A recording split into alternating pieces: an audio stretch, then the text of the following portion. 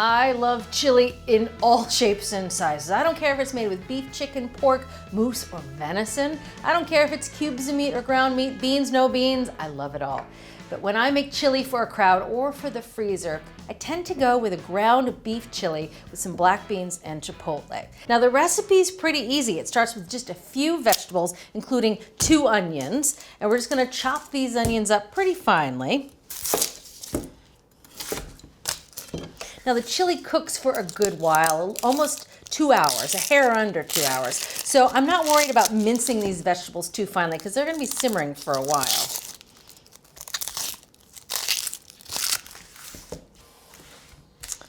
These are honkin' onions.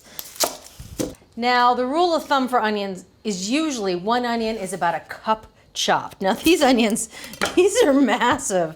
These are some big guys. So I'm only gonna use an onion and a half, so I only want about 2 cups of chopped onion. I'll save this for later.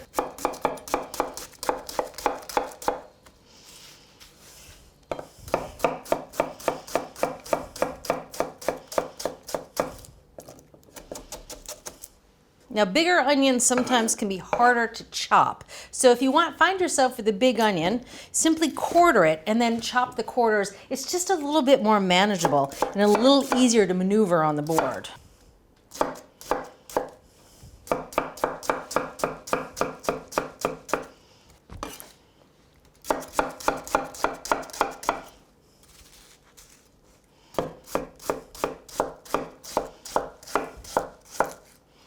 All right, so that's a generous 2 cups of onions. I'm just gonna put all the vegetables that I prep in the bowl because they all go into the pot at the same time. Woo, these onions are strong, the vapors. So set those aside, I'm gonna set them aside over there so I won't cry as hard. Now I'm just gonna add 1 bell pepper. This is my favorite way to cut up bell peppers. It reduces the waste. You lop off the top and the bottom, then you slice through the side and you open it up. You use the tip of your knife just to cut the ribs and the seeds out. I obviously washed this already. Take the top out, the little stem out of the top, and then you have nice flat pieces that make it really easy to cut into whatever shape you want. If you're doing a stir fry, you could cut them into julienne. If you're doing kebabs, you could cut them into nice squares. Or for the chili, I'm just gonna chop them into about a 1/2 inch dice, thereabouts.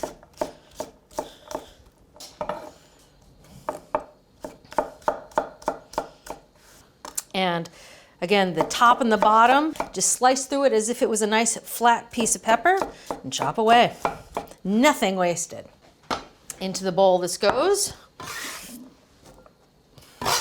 Whew, onion. All right, put that bowl back over there. I'm gonna add a lot of garlic to this recipe. The recipe calls for 6 cloves, and I'm gonna add all 6. I've been known to double the garlic if you want a garlicky chili. I also think that tastes great. But today I'm just gonna go with the 6 cloves because I really want the chipotles to shine through. And for the garlic for this chili, I'm just gonna chop it by hand. I'm not gonna use a microplane zester or a garlic press because if the pieces are a little on the big side, again, it's gonna simmer for hours, so that's okay. To get the skins off, this is nice fresh garlic, so the skins are really sticky. Lay the flat of your blade on it and just pound it with your palm, and you can see you crush the garlic clove and then the peels come right off. If you're scared to use your knife, you could also use a bench scraper. Clean off the board a little. Between the skins of the garlic and the onions, I always like to have a bowl nearby and a rag to make sure those skins don't wind up in the food. I mean, they'll taste fine, they just have a funky texture. Now I'm just gonna give this garlic a rough chop. And to do that, I take each clove and I slice it.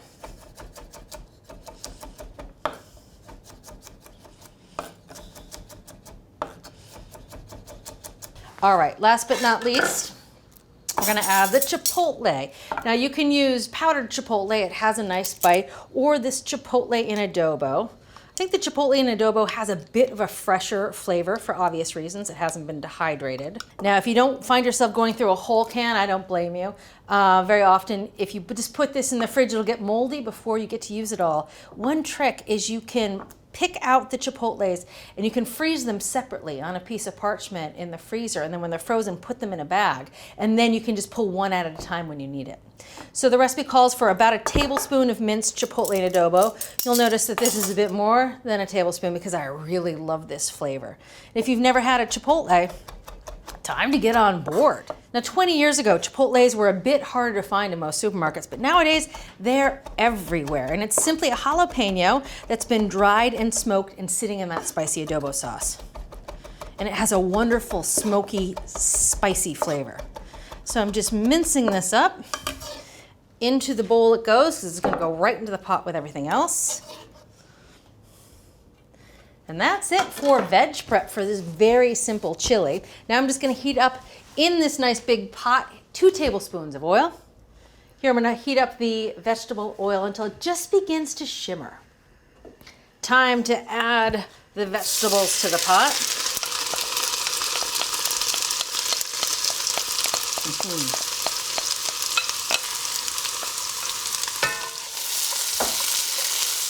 Oh, the smell of the garlic and the chipotle. Oh, it smells delicious. Now I'm also going to add all the spices to the pot right now at the very beginning because I want those flavors to develop and bloom over the course of the simmering time. So we're going to add a whopping 1/4 cup of chili powder. And the brand of chili powder you use really makes a difference. I have my personal favorite, which is this brand. But, you know, if you try enough brands, you figure out what you like. Gonna reinforce it with a lot of cumin, about a tablespoon of cumin. There we go. Some coriander, 2 teaspoons of coriander, a teaspoon of dried oregano. Last but not least, some salt, a teaspoon of table salt. Now I'm just gonna cook these vegetables down with all the spices for 8 to 10 minutes until they get very soft before we add the beef. So these vegetables have been cooking for about 6-7 minutes, and you can see the fond that is forming on the bottom and the sides of the pan here. I like to scrape that down whenever I can so it doesn't burn. Now, if it does begin to burn and get a little sticky, don't hesitate to just add a splash of water and scrape it up, because once that fond gets burned, there's really no bringing it back. So just adding a little water helps you scrape up all the fond. And it's also very helpful for the flavors too. Again, to think about those spices that are in there, if you're adding that moisture, it brings all the water-soluble compounds out of the spices. So these vegetables are nice and soft, and it's time to start adding the beef. I'm just adding 2 pounds of ground beef. This is 85% lean, and you definitely want to go with 85% lean because it can handle the long simmering time. If you go with anything much leaner, it'll just be very dry and almost styrofoamy. Not a good texture. So I'm going to take the beef and I'm just going to crumble it up as I add it into the pot. It's a lot of beef to add to the pot, and if you add it all at once, it brings the temperature of the pot down and it's really hard to stir and incorporate it. So adding it slowly is a nice way to incorporate it into the chili. Every so often, just give it a stir. Get all that beef nicely coated with the spices. Again, stirring any fond that's come onto the bottom of the pot. Get that fond up so it doesn't burn. A little burning's okay. It gives that little char flavor, but a little goes a long way. So adding the beef really does take a couple of minutes, but I think it's time well spent because you wind up with a nice evenly textured chili.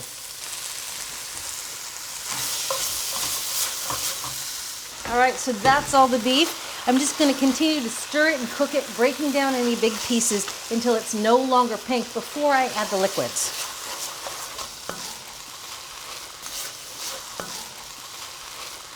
All right, so the beef is no longer pink. Time to start adding the tomatoes. I'm going to use 2 types of canned tomatoes here, both the big cans, 28 ounces. First up, some diced tomatoes with their juice because I want a little bit of texture.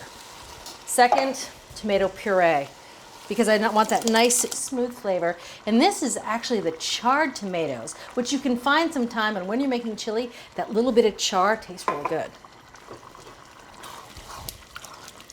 And yes, this chili gets beans because it's ground beef chili. And I'm gonna add black beans because they are the least controversial in my family. My mother hates beans, but she knows they're really good for you. So we've gotten her to eat black beans. So chili with black beans, she can handle. So always black beans in our house. Though personally, I love pinto. Now, that's pretty much it for the chili except for the simmering time. We're gonna let it simmer with the lid on for an hour, and then we're gonna take the lid off and let it go for another 45 minutes. So just under 2 hours.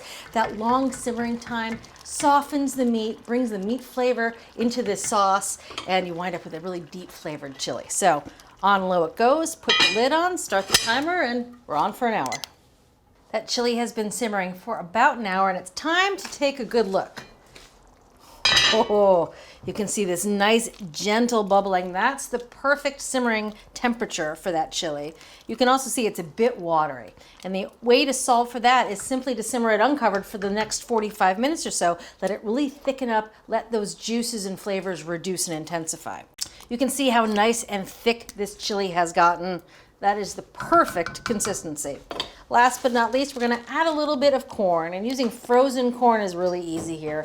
Of course, if you have fresh corn, by all means use it. Just cut it off the cob and throw it in the last 2 minutes. I'm gonna use frozen corn because that's what I got. And actually, this is some fire roasted corn. Much like those fire roasted tomatoes I used earlier, you can see they roasted the corn before they froze it. And I think this corn is just really cool to use in a chili like this. So you wanna add about 2 cups. That looks good. Stir it in.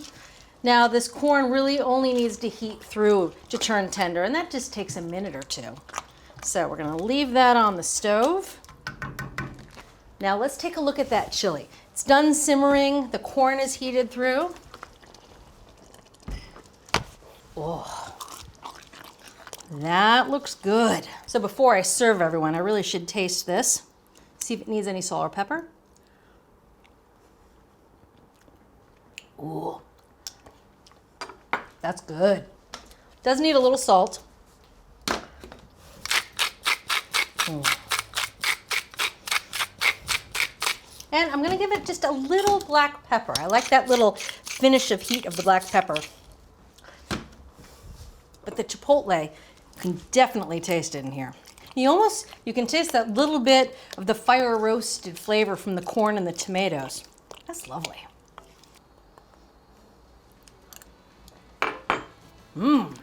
Just how I like it. Just spicy enough with a little kick of chipotle. And that flavor of the fire roasted with the corn and the tomatoes is a lovely accent. All right, gonna keep this warm. So it is a beautiful day outside. I think everyone might enjoy sitting on the patio with their chili. So I'm gonna set this all up out there. See you next time. Thanks for watching. What'd you think? Leave a comment below and let me know what you're excited to cook this week. And while you're at it, hit that subscribe button. You can get today's recipes and more for free at our website, americastestkitchen.com/JuliaAtHome.